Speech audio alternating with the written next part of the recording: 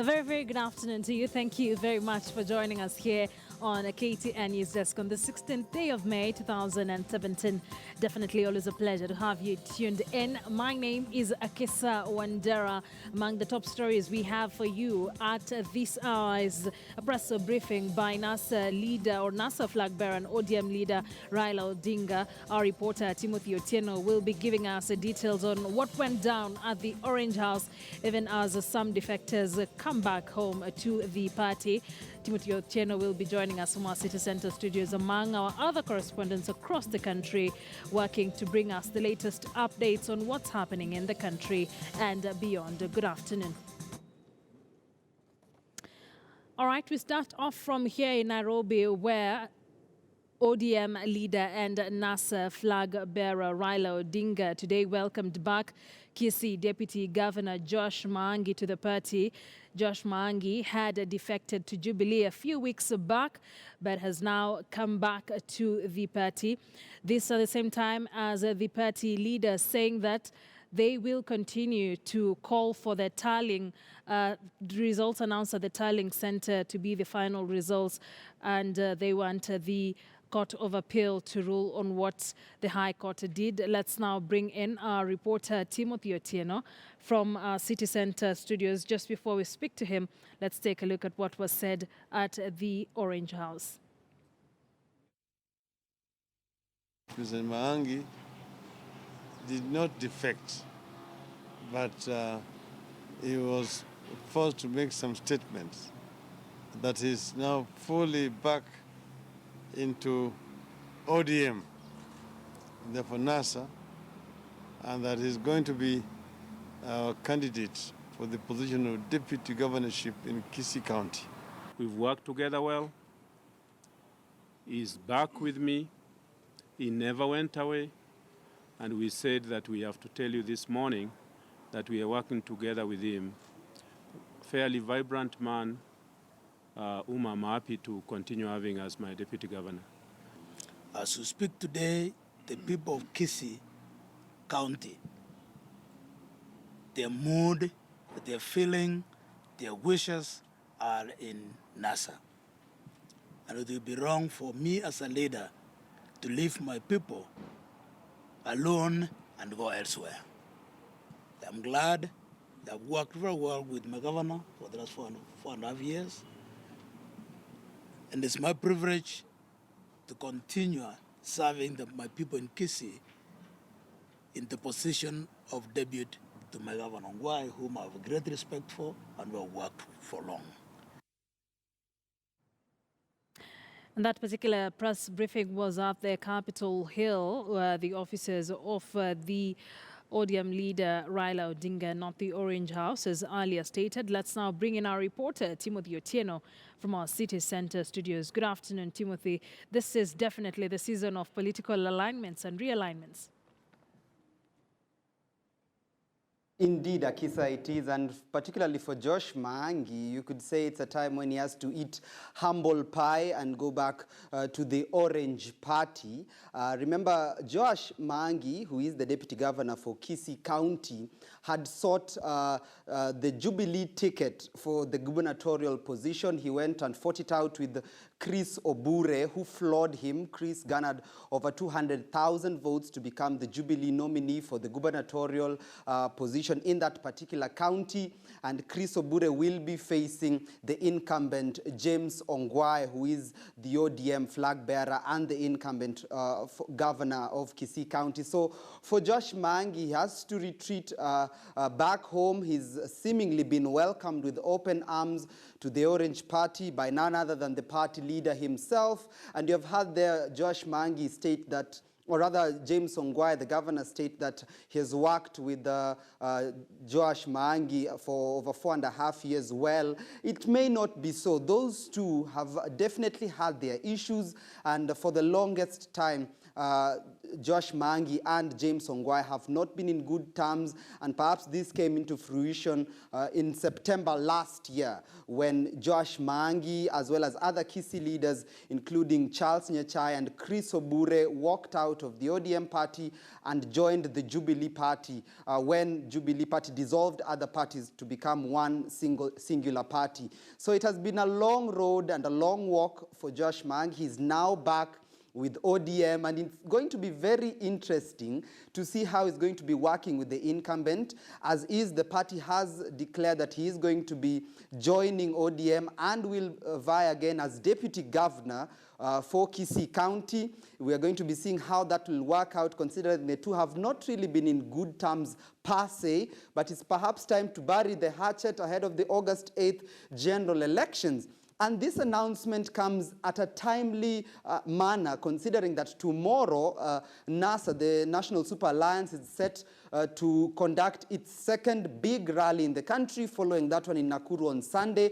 They are going to be in Kisii County tomorrow for a major rally, of course pushing and agitating for those 10 million votes that they hope to garner come August the 8th. You can count that Joash Maangi will be there, as well as James Ongwae, as of course men on the ground who are going to be pushing the NASA agenda in that particular county that has largely been perceived to be a NASA stronghold. So we're going to be seeing over the next couple of days how this will pan out, and leading even into the general elections, the Kisii County will be one of the key battlefronts. James Ongwae will be going head-to-head with, of course, Charles Obure, who is the current Kisii senator, but has since ditched ODM and gone to Jubilee. It's going to be a very interesting battle in Kisii, Akisa. Timothy, thank you very much for that update. That's our reporter, Timothy Otieno, there joining us from our City Center studios. From here in Nairobi, let's cross over to Mombasa County, where they launched an action plan for dealing with extremism. County Governor Ali Hassan Joho launched the initiative this morning as he called for partnerships with all the players. Let us now link up with our Coast Region reporter, Francis Ontomwa, for details about this particular event. Francis, good afternoon. Thank you for joining us. This event just ended a few minutes ago. What really came out of it? All right, I understand we are having problems. We will still try to link up with Francis Ontomwa for more details about the launch of fighting violent extremism. Let's now cross over to Nyeri, where all the Nyeri aspirants who got a clearance to vie for various elective posts on a Jubilee ticket met and rallied for unity in the party. While meeting at a Nyeri hotel, the aspirants and incumbents said they would work for the unity of the party to ensure it grows stronger. They also vowed to rally support for the re-election of President Uhuru Kenyatta and his deputy William Ruto. The team chose Ephraim Maina as their team leader. With Dr. Wahome Gakuru as the governor. And we are going to actually work together very, very closely together. And there is no division, and such will not be seen as we move forward. We want to move Nyeri from being position 47, the notorious position 47, to being position 1. And I want to declare that when this group speaks from now on, Nyeri will be speaking. And we want to enlarge this group even beyond Nyeri, so that the unity that the president and his deputy have actually had in forming Jubilee is actually, achieved in this country. La kwanza ni kuhakikisha kwamba kura ambazo tumesajili hapa kwetu Nyeri karibu 500,000, karibu nusu milioni. Kura hizo zote tumezileta pamoja ili tumpe Mheshimiwa Uhuru Muigai Kenyatta. This team has chosen by consensus the incoming Senator Engineer Ephraim Maina to be the team leader with 2 mandates. 1, to head the presidential campaign and make sure that the president garners over 480,000 votes in Nyeri. 2, he has been tasked with a very challenging task, and is equal to it, of championing peace and unity in Nyeri by uniting everybody to make sure that never again will the people of Nyeri suffer the indignity that we saw in the last 5 years of too much noise and no work. Let's go back to Mombasa County, where the county government has launched an action plan for dealing with extremism. County Governor Ali Hassan Joho launched the initiative this morning as he called for partnership with all the players. Let's now link up with our Coast Region reporter, Francis Ontomwa, for details about this particular event. Francis, good afternoon. What exactly does this action plan entail? Well, Akisa, it has been an insightful event here at the Chandaria Hall, Mombasa, Mvita constituency, where the Mombasa County stakeholders who've been trying to find answers around the violent extremism subject have been putting their heads together, and today they have come up with a document they are calling the Action Plan to Counter Violent Extremism. They say that it has taken them some 17 months to prepare this particular document, and it will take now 5 years to implement this project, which will cost them 4 billion shillings actually to be able to put it through. And why this program actually is very relevant here in Mombasa is the fact that Mombasa has actually bore the brunt of violent extremism and radicalization actually, and we've seen even tribal advisories, security being a huge challenge here in Mombasa, and all in a bid to try and find answers around this subject. That is why they are launching this particular document. And to discuss this further, I want to bring in the Chief Executive Director, or rather the Chief Executive Officer of Haki Africa, Mr. Halid Hussein, to talk to us and give us a bit of insights. Welcome to KTN, Bwana Halid. Thank you so much. Are you finally finding the answers around the subject violent extremism in Mombasa? Oh yes, definitely. And we're very happy today to have launched this 4 billion action plan.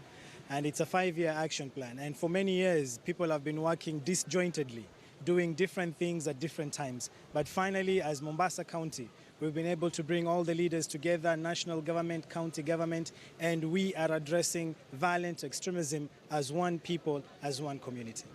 Violent extremism, fairly a new area in different facets of discussions here in Kenya. Perhaps, what did it take really to find, what did it take for stakeholders to find the right inputs into this subject so that we have a final document?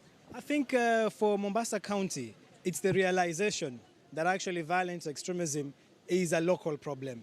I think before now, many people were viewing it as an international issue. They were viewing it as a national responsibility, and they didn't feel like Mombasa as a county, we had a responsibility to address violent extremism. So that realization that actually it's our youth whom we are losing, that it's our youth who are being killed, it's our religious leaders who are being killed, that realization made us as a community, as a people, now take action into our own hands and say enough is enough, mji wetu, wajibu wetu.